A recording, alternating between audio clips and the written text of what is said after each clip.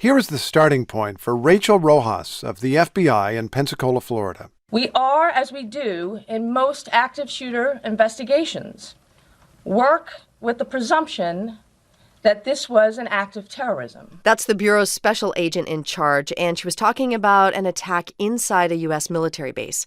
A gunman opened fire at the Pensacola Naval Air Station.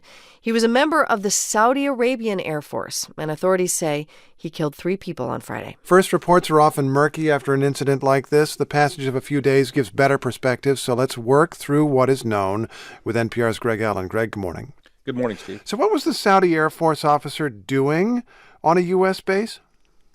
Well, this is a program that's gone on for many years where military trains foreign military here on U.S. bases. Many people speak in favor of it. They say it helps us train people overseas, get closer ties with foreign militaries, professionalize their militaries. So it's a program with a lot of supporters. There's very many countries that send people here to train. He was receiving flight training there. He'd been in the U.S. since, I think, for at least 3 years and had gone back to Saudi Arabia in the meantime, had received language training at another place. But he was there for flight training and when this shooting occurred. Okay, so he'd been in the U.S. for a while. Who exactly was he? Well, what we know about him, we have his name is it's a Mohammed Saeed Al-Shamrani. He's second lieutenant, as you say, in the Royal Saudi Air Force. He was one of a number of Saudis there. We don't know a whole lot more about him than that at this point. The FBI has not said much about it. They're still pursuing this as a possible act of terror, so they are making their inquiries abroad as well as here. But we're waiting to hear more information about this man. Okay, and his motivation. And let's talk about what is known about him before the shooting. But being clear here, there's many reports over the weekend. We're going with what's confirmed. What was he doing in the time prior to this attack? Well, as I say, he'd been in this flight training course. And there's a lot of reports out there about his activities in the days before the attack.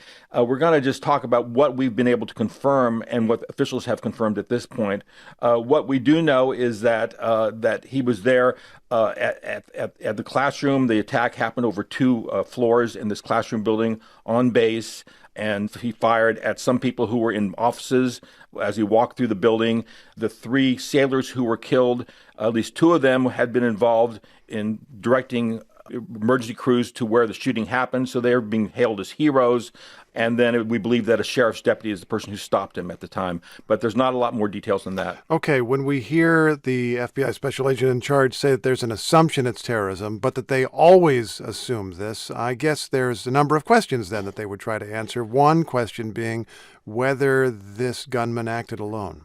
Right. And I think when they say they always treat it like this, I think they always treat it like this in certain cases. And I think the fact that he was Saudi is what triggered this idea that it could be terrorism. And the idea is to, first of all, find out if there's any additional threat.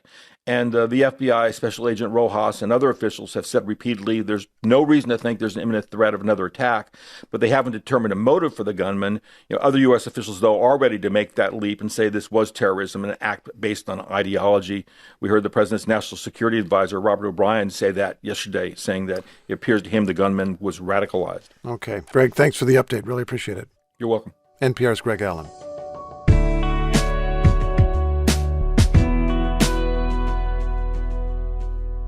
Today, we learn the results of an investigation of investigators. It's an examination of federal authorities who first discovered Russia's involvement in the 2016 U.S. election.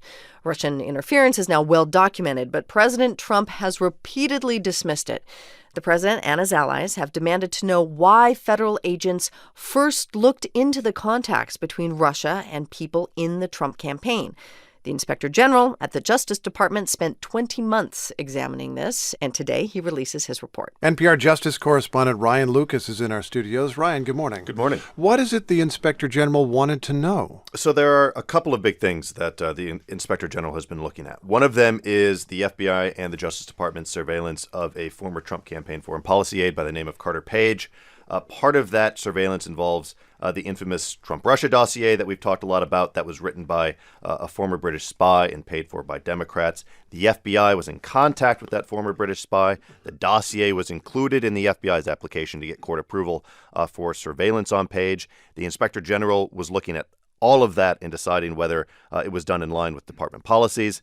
Another big thing that he was taking a look at was whether there was any political bias that affected how the FBI handled this investigation. Okay, so I guess the question is, was there a legitimate basis to look into the Trump campaign? But we now know there was Russian interference. We now know multiple people have been indicted, convicted, there have been guilty pleas, all kinds of things. So why is this report so important to the president?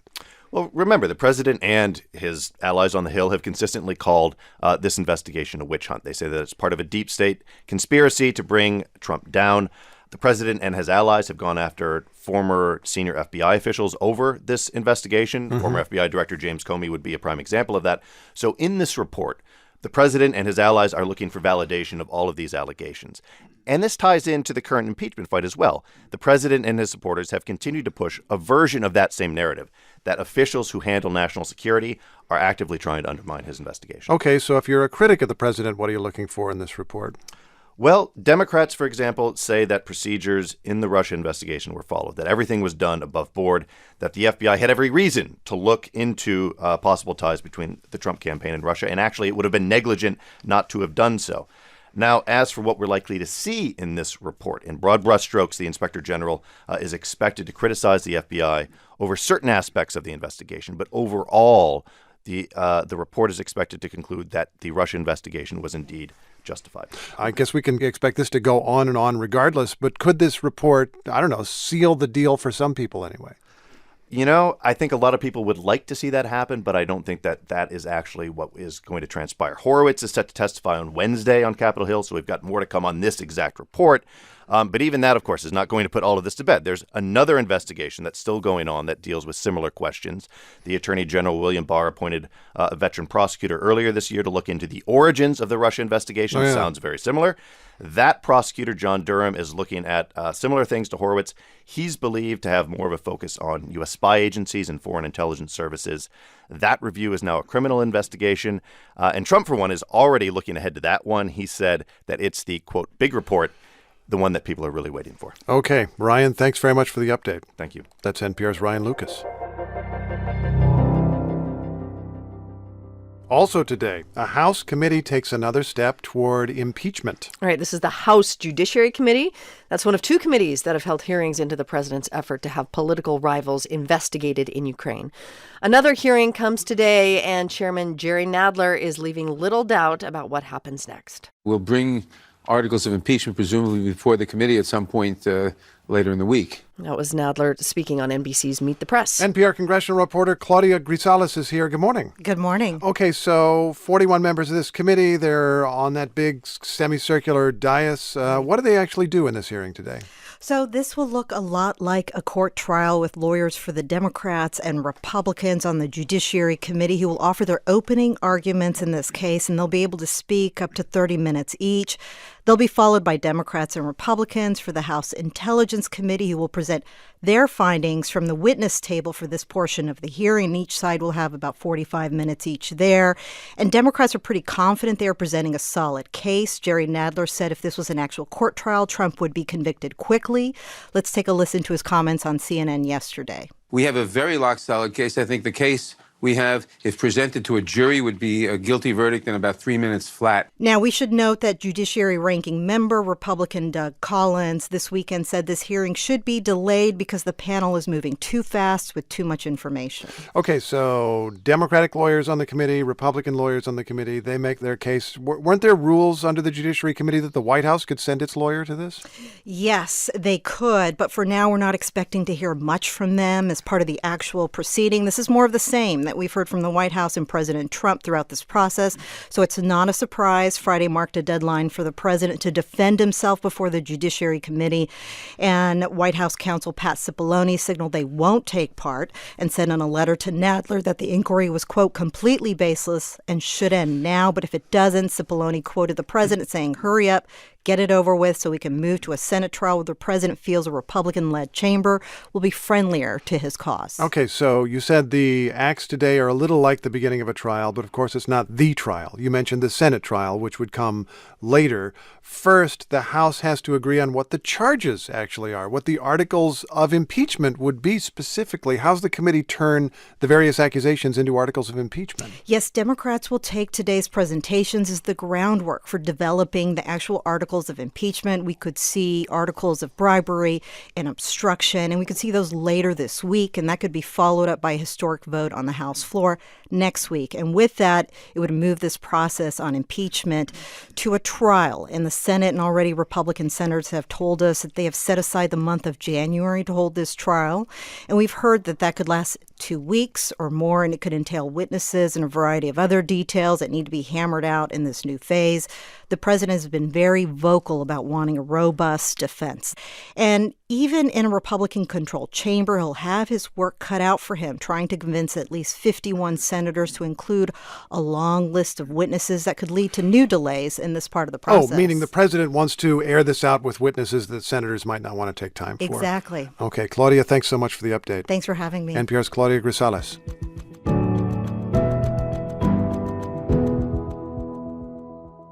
We're also following the latest out of White Island, New Zealand. This volcano erupted there and has killed at least 5 people. Dozens of tourists were on the island at the time. Images of the eruption have shown these tall plumes of smoke, ash shooting up from the island. We spoke with reporter Charlotte Graham-McLay of The Guardian newspaper, who is in New Zealand's capital, Wellington, following all this. People who were on those boats told me that at first they took photos and videos and they thought this was kind of exciting and cool. They'd seen a little bit of smoke when they were up on the summit themselves. And then as black smoke and ash started to blanket the island, they suddenly realized that something was actually really wrong. And we'll be following the latest on the rescue efforts. You can find that on NPR's Morning Edition.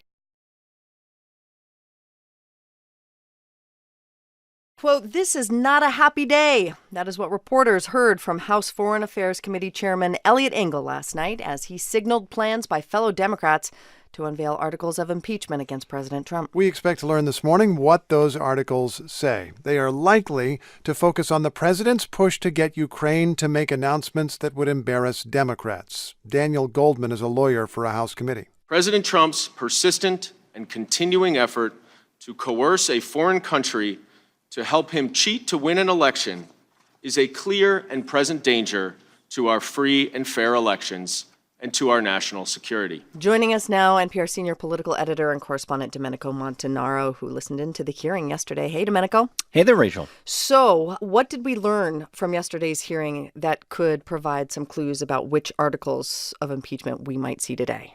Well, I mean, the point of yesterday's hearing was for representatives of the Intelligence Committee to present the findings of their report to the Judiciary Committee. You had one that was a majority report. You had one with a minority report. So you had lawyers presenting this to the Judiciary Committee because the Judiciary Committee has a responsibility to write these articles of impeachment.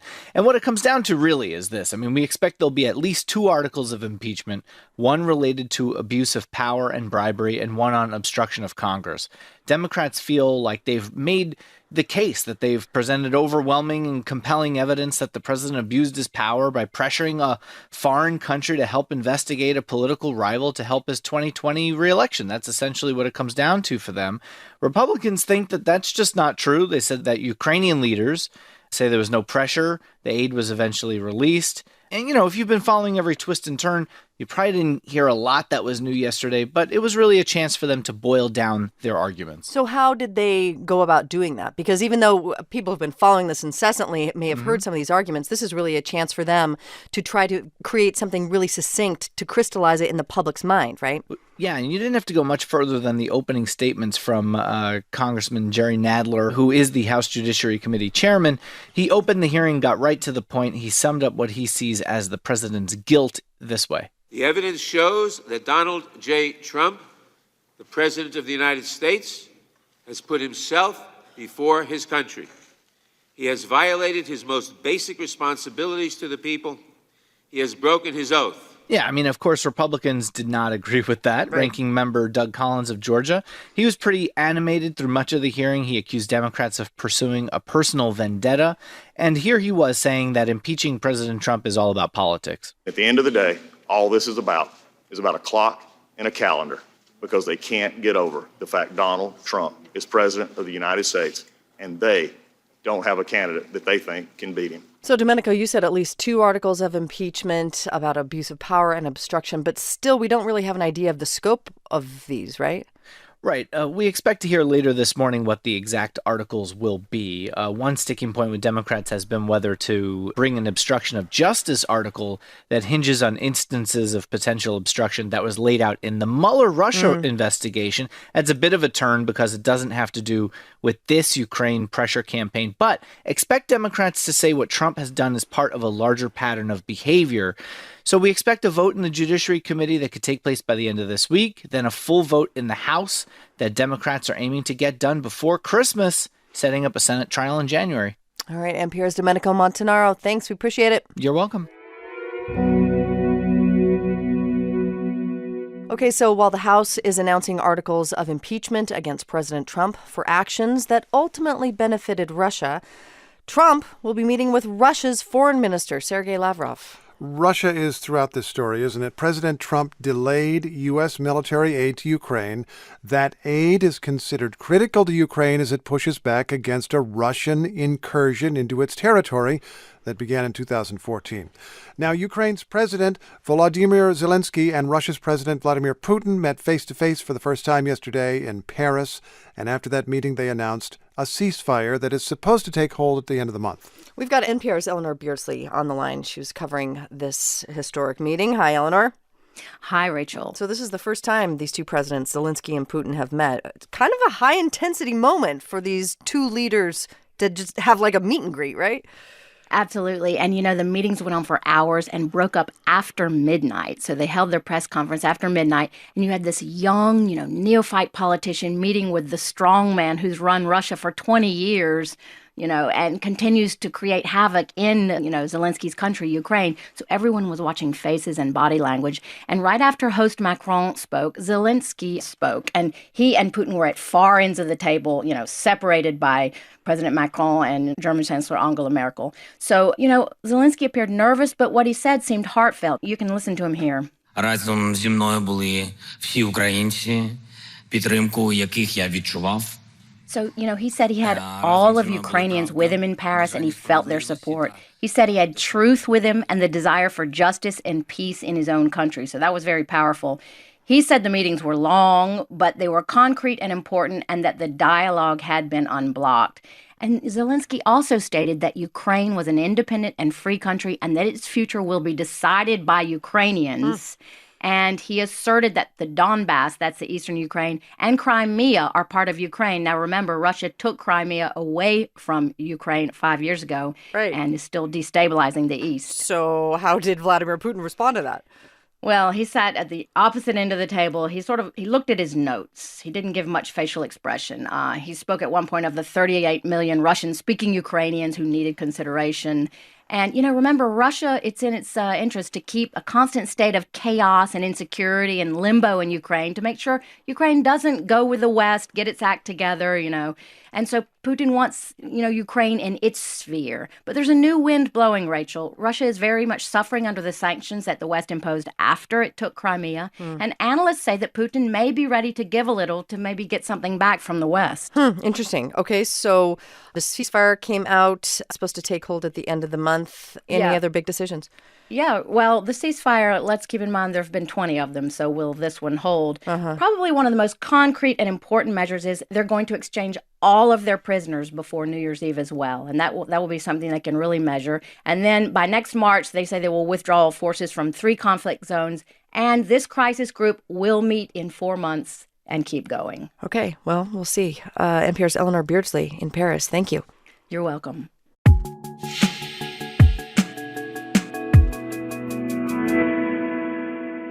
Anyone who's ever applied to go to college is probably familiar with this kind of dread. My anxiety was really high and it was hard for me to calm myself down. But I knew I had to calm myself down so that I can excel on this test. Raina Edis is a high school senior in Santa Ana, California, and the test she's referring to is the SAT. After taking that test 3 times, she still is not sure that she's going to get the scores she needs to get into college as a pre-med student. Plaintiffs in a lawsuit argue she should not be facing such anxiety. The suit to be filed today seeks to eliminate SAT and ACT test score requirements for the University of California system. We've got NPR's Alyssa Nadworny in studio to talk about it. Hi, Alyssa. Hey, Rachel. Oh, man, that was bringing back my own anxiety. I had to take that test at least twice, so I feel for Raina. Who exactly is bringing the suit? Yeah, so the lawsuit's being filed by the pro bono firm Public Counsel on behalf of students and a number of advocacy organizations. The complaint draws heavily on research that shows a much stronger connection between test scores and income rather than college success. And it's essentially saying requiring these tests in admissions, it's no longer a policy decision. It's now a legal one. The suit claims that by requiring these tests, the admissions process is illegally discriminating against applicants on the basis of race and wealth, and therefore it's denying them equal protection under the California Constitution. Because people with more access to resources to prepare for the test Get have an better advantage. scores. Yeah. Yep. So, I mean, could this really force the UC system to abandon the test? That would be huge. Potentially, yeah. So what's interesting is that about 50 years ago, the University of California was one of the first schools to adopt the SAT as a requirement for admissions. Actually, the companies behind the SAT lobbied them pretty hard back then. And in doing so in the late 60s, they signaled to other schools across the country to do the same. So they set this national precedent. And back then, there was a lot of debate within the system whether or not they should require these tests. Just last year, the president of the UC system ordered a task force to study the use of standardized tests in admissions. A few leaders have come out against including these tests, like the chancellor of UC Berkeley. A spokesperson for the UC president says they're waiting for the results of that task force before they make any big changes. What about the companies who make these standardized tests? I bet they have an opinion here. The ACT folks say the test is not biased, that, quote, blaming standardized tests for differences in educational quality and opportunities will not improve educational outcomes. The College Board, which is behind the SAT, says grades and test scores are all pieces of the puzzle. Colleges shouldn't take one metric in isolation. So is the suit really necessary? Because aren't there a lot of schools already dropping the standardized tests? Yeah, so 2019 was a big year for schools going test optional. Nearly 50 schools announced new policies for going the test. If the University of California, which is a big system with more than 250,000 students, were to follow suit, that would be a really big deal. But the test, going test optional, it's just one piece. So the entire admissions process is rife with inequality. A lot of it stems from K through 12. We know that schools that serve non-white students tend to have fewer resources and not as many AP or advanced courses. NPR's Alyssa Nadworny. Thanks so much. The House Judiciary Committee will move forward on impeachment today. The 2 articles of impeachment unveiled yesterday charged the president with abuse of power and obstruction of Congress in the Ukraine affair. The president first responded on Twitter by denying that he ever pressured Ukraine to interfere in the 2020 election, and then the president nearly denied that impeachment was even happening while speaking at a campaign rally in Hershey, Pennsylvania last night. This is impeachment light. This is the lightest impeachment in the history of our country by far. It's not even like an impeachment. Quick fact check. In truth, it is so much like an impeachment that it is an impeachment. In drafting their 2 charges, House Democrats borrowed some language from earlier articles of impeachment against Richard Nixon and Bill Clinton. It is true, though, that Democrats kept the charges relatively narrow while also showing they will work with the White House where they can. NPR congressional correspondent Susan Davis is on the line. Good morning, Sue. Hey, Noel. Okay, so the House Judiciary Committee will start markup of these 2 articles of impeachment today. What is markup? How does this work? Okay, so a markup is quite literal. A markup is when a committee will take a bill and they get a chance to mark it up, to change it, to edit it, to amend it. I've talked to Democrats on the Judiciary Committee, and they don't actually expect there to be much substantial change to the articles that were unveiled yesterday. It's 9 pages. Anyone can go find it and read it online. It will also give Republicans a chance to offer up their own amendments. Again, don't expect Republicans to have much say in changing the underlying articles. It's going to happen over 2 days. They're going to start tonight. They'll wrap tomorrow, in large part because Democrats just wanted to be able to have this vote in prime time. Oh, get it done in prime time, I see. As Steve mentioned, the charges here are relatively narrow. Why only 2 articles of impeachment? You know, it really does speak to the politics inside the Democratic Party, where you have this liberal wing and the moderate wing. And a lot of liberals wanted this to be more expansive. They wanted to include things like the allegations of obstruction in Robert Mueller's report and the Russia investigation. But the moderate caucus really won out, and they really wanted to keep something really narrow, really targeted, easy to understand, and something that they felt was an easier vote to explain to their constituents. So on top of that, Sue, there are some big issues on the House agenda this week that really have nothing to do with the impeachment, right? They've got to get some stuff done. They have. I mean, this has been a fascinating week. The one thing you have to understand about Capitol Hill, too, is December tends to be a really productive month because it's coming up on the end of the year, the end of the session, and this is when deals start to happen. And you've seen that happen in the last couple of days. Obviously, they announced a big trade deal this week. And also on the floor today, they're going to vote on a defense bill. And inside that defense bill is another big bipartisan deal the White House cut with Congress to essentially establish the Space Force, which is a new branch of the military. That was a big priority for the president. Yeah. And in exchange, have given 12 weeks of paid family leave to all federal employees. That's another big bipartisan deal that shows, yeah, it is possible for Trump to work with Democrats and vice versa. You mentioned the trade deal. This is the U.S.-Mexico-Canada agreement, the USMCA. It appears to give the president a big win on trade. It still does need to be ratified by all three countries. But who is claiming a win here? You know, it's one of these weird feelings because we don't get to say it much where everybody in Washington feels pretty good about this. House Republicans, you know, it's probably not the deal they would have written if they were in the majority, but it is one that they're obviously going to get behind. It's a big win for the president. It is handing Donald Trump potentially, you know, a very good argument to make for his reelection. Nancy Pelosi, the speaker, said that wasn't a consideration for Democrats, that it's also really good for a lot of Democrats in these swing and moderate districts, and it's something they can go home to and say, our majority is delivering for you. It's not just about impeaching the president. NPR's Sue Davis with some optimism. Thanks, Sue. You're welcome. All right, so President Trump is not the only person celebrating the U.S.-Mexico-Canada trade agreement. Misión cumplida. Gracias. That's Mexico's Foreign Minister Marcelo Ebrard declaring mission complete. He and representatives from the United States and Canada signed a revised USMCA at Mexico City's presidential palace yesterday amid promises that this will all make every country in the deal richer. But after more than 2 years of negotiations over how this will govern workers and billions of dollars of commerce, what is actually in the agreement? NPR's Carrie Kahn has been following this from Mexico City. Hey there, Carrie. Hi, good morning. Okay, so President Trump for years threatened to tear up NAFTA, which is the existing free trade agreement that's been in place since 1994. How different is the USMCA, this new agreement, from NAFTA?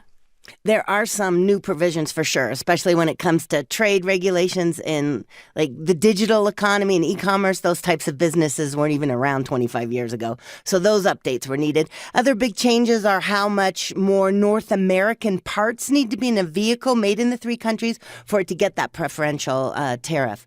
So one new provision says 40 to 45% of the vehicle must be made in a North American factory where wages are at least $16 an hour. And clearly this is a move in hopes of stemming U.S. and Canadian job loss to lower-paid Mexican factories. There's also a provision on enforcing labor and environmental standards, mostly in Mexico, and those were quite contentious and threatened to derail the talks recently. Well, yeah, I mean, these negotiations took a long time, and I wonder if you look at this from the Mexican point of view, what's the understanding there on why this took so long to get done? Specifically with those labor and environmental enforcement provisions, U.S. House Democrats and U.S. labor groups were pushing really hard for how they would be enforced. And Mexico had already passed some tough new labor laws. Remember, Mexico's the only country to have ratified the trade deal, and they have this new leftist government in power and a 32-year-old labor minister in place. So these new laws were some of the most progressive Mexico has ever seen, with guarantees for workers' rights, especially for free and fair union elections. But U.S. Democrats really wanted stronger enforcement guarantees. They wanted U.S. inspectors to be allowed into Mexican plants, and Mexico just said no way. And in the end, Mexico did acquiesce, but they say the inspectors are being replaced by a panel of representatives from all three countries. So these types of negotiations were tough, and they were fraught with tension in recent weeks. So, I wonder big picture where this leaves the relationship between the U.S. and Mexico, because both governments seem really happy about this trade agreement. And yet the big issue between the two countries is immigration, and not much has been solved there. It's been quite interesting to watch President Trump and President López Obrador of late. This relation, started with Trump threatening to rip up NAFTA, and then there were all the tariff threats over migration. But lately, the two have just been talking and praising each other, working hard not to confront or insult others on tough issues. President López Obrador was big on praising Trump yesterday for his help with the trade deal. He called Trump prudent, respectful, and a true partner for Mexico. Okay, NPR's Carrie Kahn, thanks so much. You're welcome.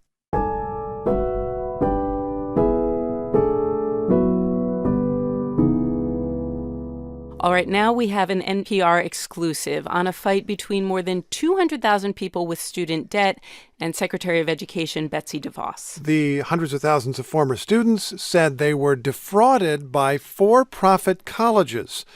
Career staff at the U.S. Department of Education, who reviewed those claims, agreed with them and recommended that the students' federal loans should be completely erased. But according to documents obtained by NPR News, Secretary DeVos overruled that recommendation. NPR's Corey Turner is with us in studio. Good morning, Corey. Good morning, Noel. All right, so you have been covering this story in depth for a while. Can you just remind us, give us some context and remind us, how did we get to this point? Yeah, absolutely. Most people probably remember a few years ago during the Obama administration when a handful of these big, high-profile for-profit college chains essentially collapsed. You may remember Corinthian colleges, there's also ITT Tech, and this left hundreds of thousands of borrowers with really big debts and degrees that they say are basically worthless. So these borrowers started protesting, saying they deserve to have their student debts erased. And it's really important for folks to remember that because these loans are federal student loans, the decision of what to do with them is really up to the U.S. Department of Education. So ultimately, the Obama administration urged these students to file claims under an old rule known as borrower defense, which basically says if you think you were defrauded, here's your chance to state your case and maybe you'll get your money back. Okay, so there is an outlet to complain. And then you get a hold of a bunch of memos. What do those memos say? Yeah, so in early 2017, this is just really a few weeks before DeVos is sworn in as secretary, a bunch of career staff write these memos after reviewing thousands of these borrower defense claims. And they basically say, yeah, Corinthian and ITT schools misled borrowers. They made promises about things like job prospects after graduation and the transferability of credits that just weren't true. And so these department staff say in these memos that we agree with these students. The value of an education from these schools is, quote, either negligible or non-existent. The memos even quote from individual defrauded borrowers. One of them says, I cannot find a job using my degree. People just laugh in my face. So these memos officially recommend a really sweeping approach to relief. They say all these borrowers deserve to have their federal debts wiped out. And yet, Secretary of Education Betsy DeVos seems to disagree with that. She does. And the reason really is she opposes full debt relief. And she has delayed processing these claims for several years now as they try to come up with a new formula.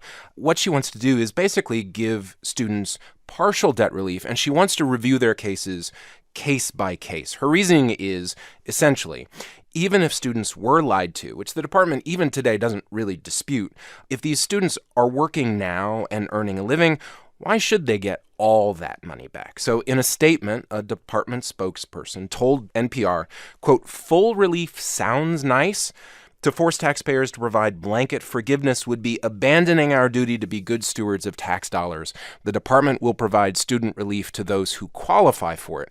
I should also say, Noel, this fight is going to play out on a really big stage tomorrow. That's after the chairman of the House Education Committee threatened to subpoena DeVos to get her to testify. She is scheduled to do so tomorrow, and they will be talking all about borrower defense. And you will be watching. I will. NPR's Corey Turner. What are moderate lawmakers thinking of impeachment? It's easy to know what the more decided lawmakers think, or at least what they say. Democrats see an abuse of power by the president. Republicans see a web of unfair plots against him. Lawmakers in a House committee had a lot to say yesterday night. Democrat Lucy McBath of Georgia said her vote is for the Constitution with a heavy heart. Republican Jim Jordan argued that Trump voters should take this process personally. It's not just because they don't like the president. They don't like us. They don't like the 63 million people who voted for this president. I believe the president abused the power of his office putting his own interests above the needs of our nation. And for that, I must vote my conscience. But is every lawmaker so certain?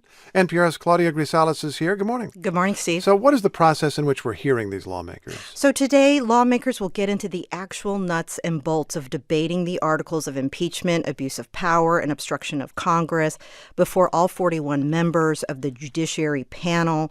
It follows the first of this two-part hearing that started with opening remarks last night. It's what's known on Capitol Hill as a markup hearing, and those are generally very technical committee processes to hammer out and approve legislation.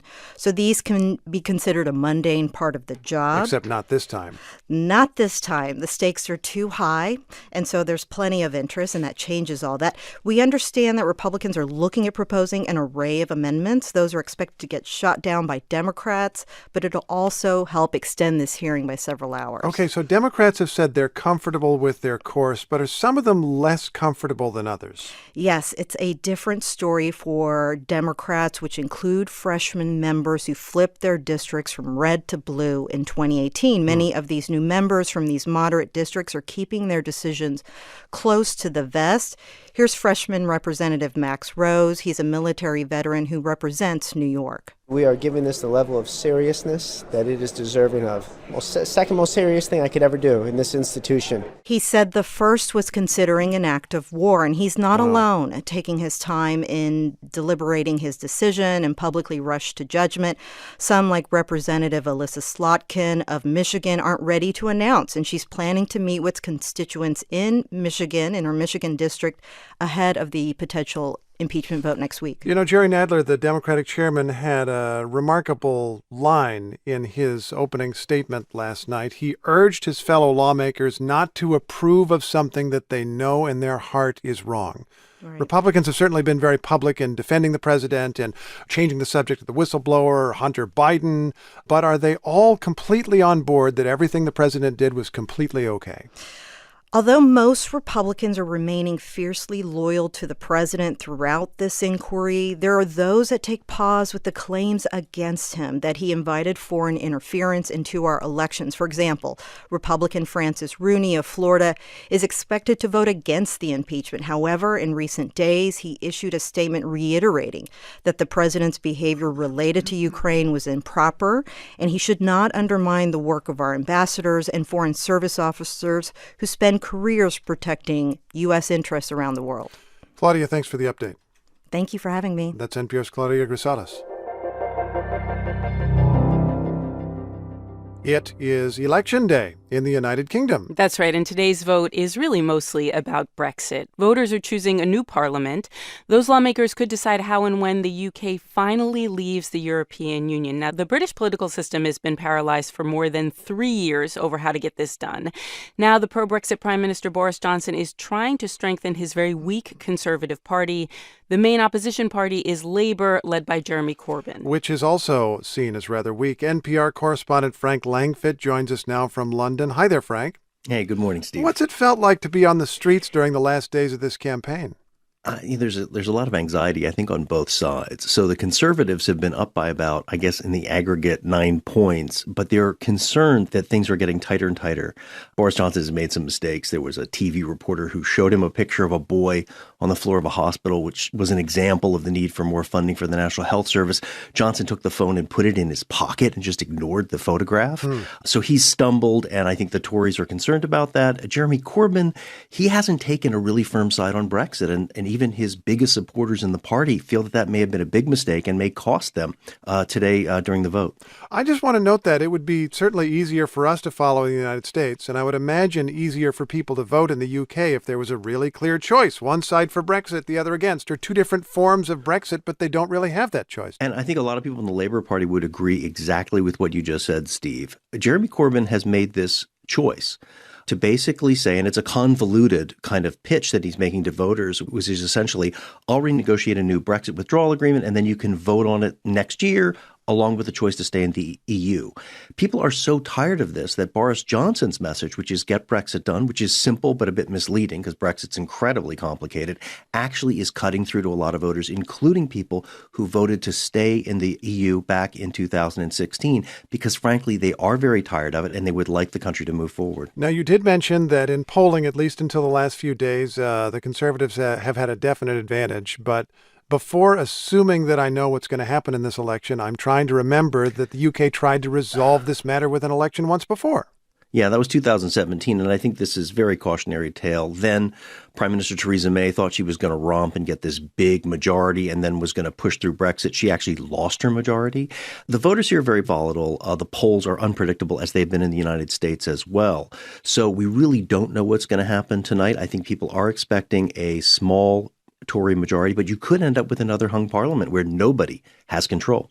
Is Russian disinformation part of this campaign as it has been in the past? We don't know if it's Russian, but there is a fascinating disinformation case that I was just mentioning to you about this photo of this boy, a 4-year-old boy lying on a hospital floor. That went out. It came out, actually was reported by the Yorkshire Evening Post. A bunch of Facebook posts then came out saying it was all fake and that no one should trust this. And even people wrote the Yorkshire Post saying, you have to retract this story. Well, they actually reported the whole thing. It was all true. And this looks like it was one of these disinformation campaigns, which we saw here in 2016 during the Brexit referendum. Which is the consequence of a lot of these disinformation campaigns. People just don't know what to believe in the end. Yeah, and in the end, they trust people they don't know on Facebook over their local newspaper. Frank, thanks very much for the update. Happy to do it, Steve. NPR's Frank Langfitt is in London and covering the UK election today.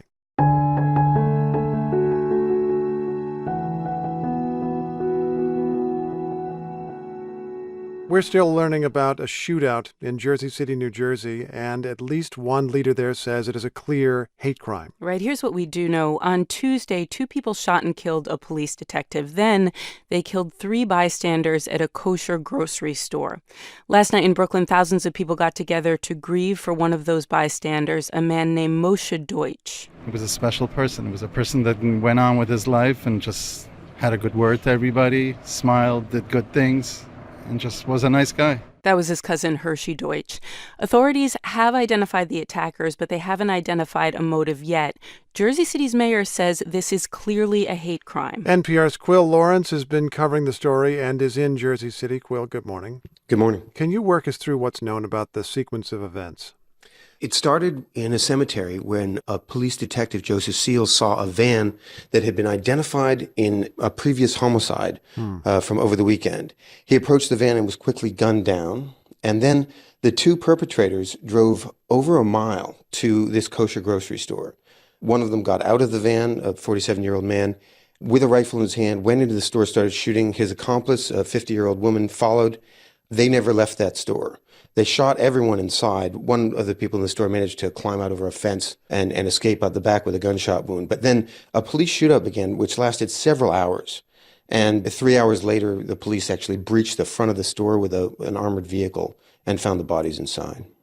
Now, I think you're beginning to give us an answer here to why some people would see this as a hate crime. I was baffled at first because it did not begin at this kosher store. It began somewhere else. But even though that is the case, it seems that the store was deliberately and pretty intensively attacked. Yeah, and so there isn't really so much of a disagreement about that as so much as that the Attorney General of New Jersey is willing to give just facts and not talk about any evidence yet because it's a crime scene, whereas the mayor of Jersey City was willing to just come out and say what we saw on the video shows us that this was a targeted attack. His name's Stephen Phillip. He's a grandson of Holocaust survivors. Here's what he had to say. There's no question it was an attack on the Jewish community. There's no other way to interpret it when you look at the facts. You know, like I said, as a Holocaust survivor family, it's important for me to recognize it for what it is. Okay, so he's making that statement. Police are holding back, as you would understand, as they gather more information. What are the outstanding questions here? Well, I would like to clear up what the links to hate groups are. The mayor was willing to say that some of these perpetrators had been supporting hate groups online, but we're not clear what those are yet. There's reportedly a screed that was left inside that van. How they got so much firepower. I mean, to hold off the police for 3 hours, they had presumably hundreds of rounds. And it really does look like this detective Joseph Seals, when this process started and the other police action, may have prevented a much greater tragedy, really, by acting so quickly. And we don't have so many details about that yet. Well, we'll continue following your reporting.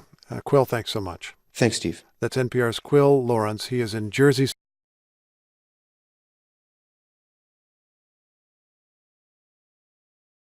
It is a landslide victory for British Prime Minister Boris Johnson and his Conservative Party. Yeah, it sure is. And this morning he promised to end 3 years of political paralysis in the United Kingdom over its exit from the European Union.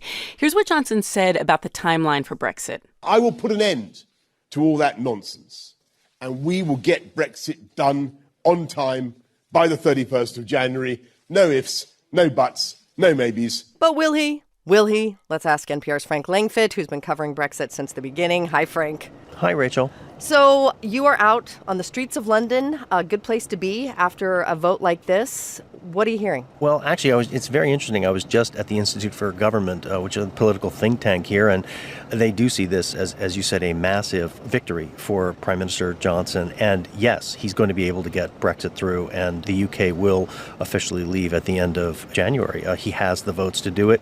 He now has a majority of at least 76 seats. That's the biggest since Margaret Thatcher in 1987. And the way he did it is sort of remarkable. A very simple message, get Brexit done. Brexit is, of course, infinitely more complicated than that, but it really cut through to a lot of people who were tired of it. And what we saw that was really fascinating, Rachel, and I think the Democratic Party in the United States will probably look at this as well, is Labour had a big, what they call the Red Wall up in the north of England, and that collapsed. The Conservatives were able to make huge gains, just as Donald Trump did in 2016 in the upper Midwest. So a lot of similarities, actually, in Johnson's victory last night and what we saw in 2016 in the United States. But, Frank, my question is, were those people voting for Boris Johnson? Were they voting to leave the European Union? Or were they voting against Jeremy Corbyn? I think they were voting to get out. To move on, get out of more the than EU. anything else. I mean, even people who voted to stay in the European Union in 2016 were so tired of the political paralysis. It's not something this country had seen in many decades. It's been extraordinary. Now, you are correct that Corbyn also, I mean, he did lose this and lost it very badly. This is the worst defeat for Labour since 1935. And a lot of that was he didn't take a position on Brexit, which was extraordinary. It's the biggest issue in the country in a very long time. He didn't And take also, a position? He didn't know. He basically said, I'm going to leave it to the people.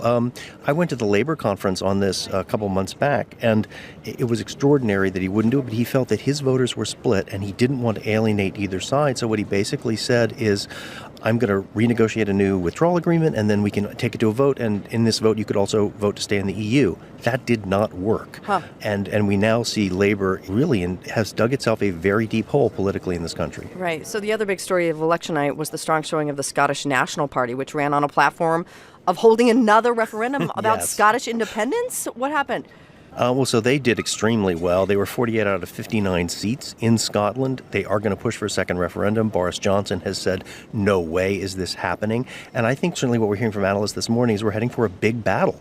Scotland said, we don't want you to drag us out of the EU. We didn't want to leave, and we're not going to do this, and we'd rather split. And so that's what Nicola Sturgeon, the head of the Scottish National Party, she wants another referendum as soon as 2021, 2022.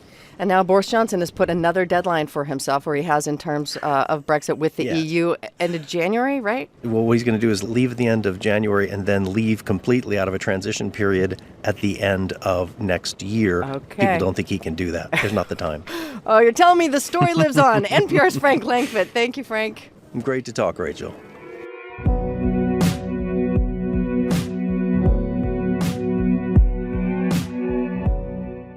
All right, in this country, over to the impeachment hearing for President Donald J. Trump. After a whole lot of hours of debate and a lot of predictable remarks, everyone entrenched in their own corner, there was a surprise. Yeah, that's right. Everyone expected the House Judiciary Committee to vote on advancing 2 articles of impeachment, abuse of power and obstruction of Congress, against President Trump.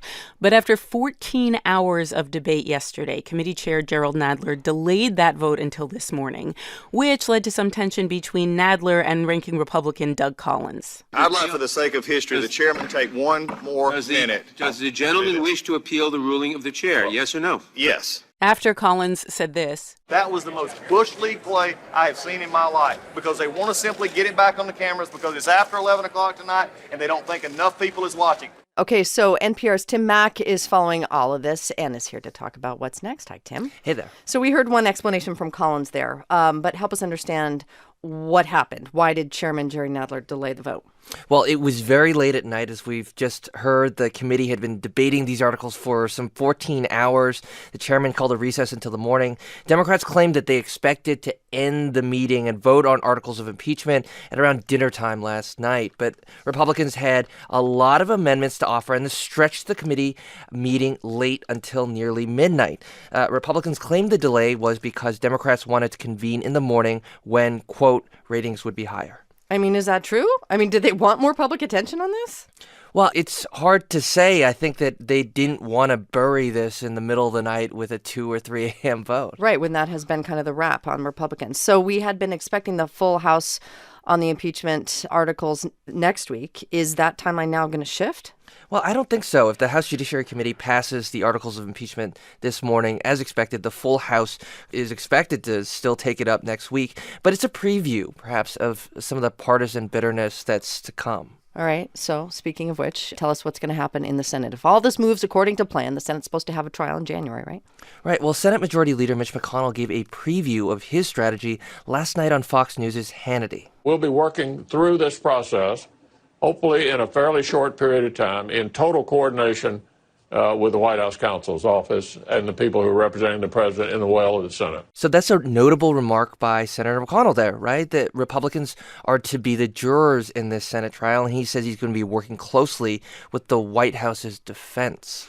So all this time, Congress has been insisting, Democrats in particular, that they can pursue impeachment and also legislate simultaneously. I mean, they do have a lot on their plate in coming weeks, right? Right. Well, Democrats want to stress that they can walk and chew gum at the same time. I was hoping you were going to say that, and you said it. I've been told that so many times by so many lawmakers over the past few days, and that's why I'm telling you. I mean, the House majority is built on these swing districts filled with moderate Dems who want to go back to their districts and say they've done work. So they're going to be voting on a spending deal that funds the government negotiated between the two parties. They'll be voting on impeachment.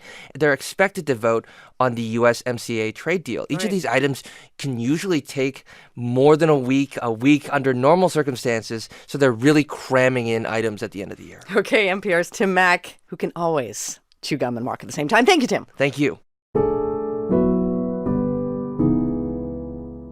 Okay, we inadvertently ended up with a theme on today's show. Huge stories with historic consequences that have seemed to drag on forever. Now starting to show signs of closure. We saw that with the vote in the UK, with the imminent vote on impeachment, and now a potential trade deal between the U.S. and China. President Trump tweeted yesterday that a big deal with China is very close.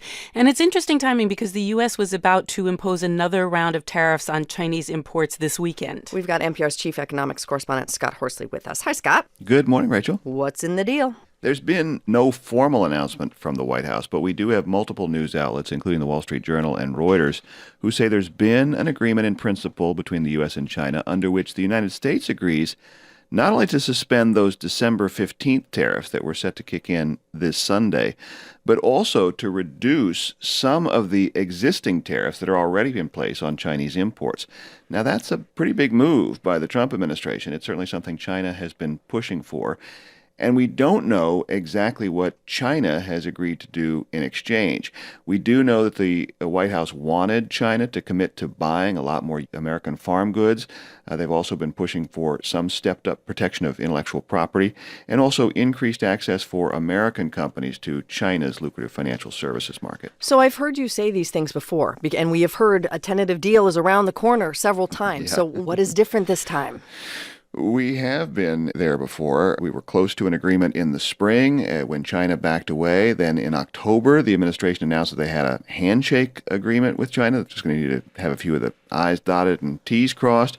There have also been times when both China and the United States have moved financial markets by suggesting movement in the negotiations that really turned out to be mostly an illusion. Mm-hmm. So certainly some caution here is appropriate until we actually see details in writing. What we do know is that both sides were under some pressure to make a deal, and yesterday's 220-point jump in the Dow Jones Industrial Average shows you just how eager Wall Street is to see some kind of resolution here. You know, this trade war has been weighing on a lot of business people. It's very difficult to plan when you don't know what trade policy is going to be. Right. It has depressed business investment. And Federal Reserve Chairman Jerome Powell said this week that anything that brings more certainty to the trade arena would be good for the U.S. economy. And consumers, I mean, we have to pay attention to the fact that, it is a big shopping season right now, but people are paying attention to prices and their own income and the stock market. How's all that affecting people who are trying to buy stuff right now? Well, I think this is certainly a note of relief. There were some 160-plus trade organizations that wrote to the president this week urging him to postpone or suspend the tariffs that were due to kick in on Sunday. Now, to be sure, those tariffs would have hit, items arriving in cargo containers, not the stuff that's already on the store shelves. But there was a fear that news of that new round of tariffs might have put a damper on holiday sales. So there's certainly a lot of relief that there's at least this agreement in principle. But keep in mind, Rachel, this is all just a phase one deal. The big items like forced technology transfer, those are left for another day. For another day. It continues. NPR Scott Horsley for us. Thank you, Scott.